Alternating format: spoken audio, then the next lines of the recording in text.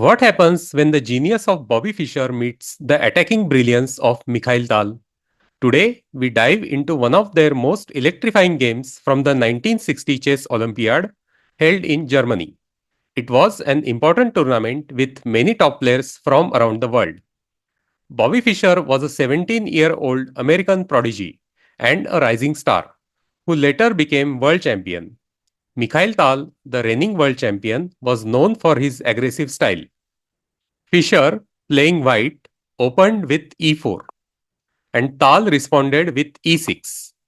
Tal springs a surprise on Fischer by playing French defense. Tal played French defense rarely in his career when he felt it would prove a good surprise weapon against particular opponents. We have d4, d5, knight c3, bishop to b4. Winover variation on the board.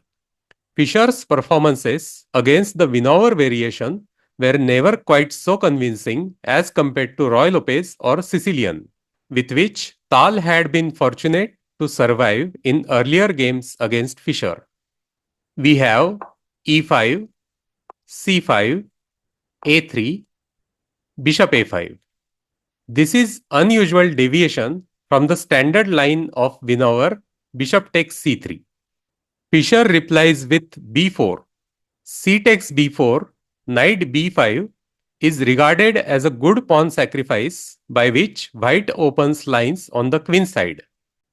Tal understands this and goes for c takes d4. Fischer plays queen g4. King f8 defends the pawn, but is unwise in view of the reply b takes a5, d takes c3, a4, followed by bishop a3 check. So Tal plays knight e7. We have b takes a5. Knight b5 was an alternative here. D takes c3, queen takes g7, rook g8, queen takes h7. This position was reached in Smyslov-Botvinnik World Championship match where black went for knight d7. After knight f3, knight f8, queen d3, queen takes a5, bishop g5, black had a difficult position.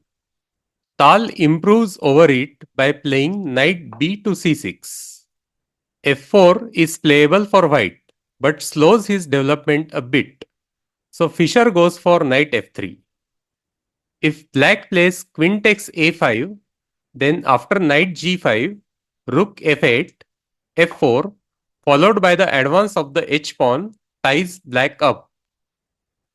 Tal plays queen c7 instead. Fischer replies with bishop b5. Bishop f4 was an alternative.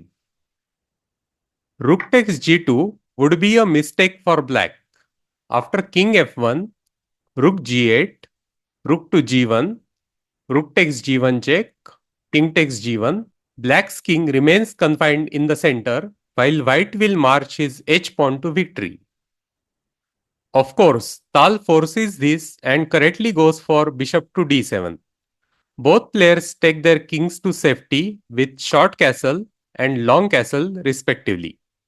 Fischer plays ambitious move bishop to g5. However, after the game, he admitted that bishop takes c6 would have been better and given him more chances. Tal finds an excellent move. You can pause the video and try to find it.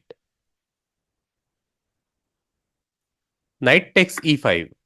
This move triggers a series of inevitable exchanges. Bishop takes e7 would be a terrible blunder for white. After knight takes f3 check, king h1 and rook h8, white will either get checkmated or will have to give up the queen. So Fischer captures with knight takes e5. Tal goes for bishop takes b5. Queen takes e5 was an option, but it would be slightly worse as per Tal. We have knight takes f7, bishop takes f1, knight takes d8, rook takes g5, knight takes e6, rook takes g2 check. King takes f1 would be a mistake. After rook takes h2, queen f7, Black has strong counter-attack with queen c4 or rook h1 check. Fischer accurately opts for king h1. We have queen e5, rook takes f1, queen takes e6, king takes g2, queen g4 check. Both the players agreed for draw in this position as perpetual checks are unavoidable. For example, king to h1, queen f3 check, king to g1, queen g4 check, and so on. Both Fischer and Tal demonstrated their aggressive styles with sharp tactical play.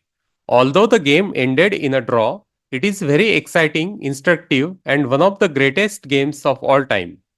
If you enjoyed this video, don't forget to like, comment, and subscribe for more in-depth chess content. Thanks for watching. Share your thoughts on this game in the comments below and let us know if there is another classic match you would like us to analyze. See you in the next video.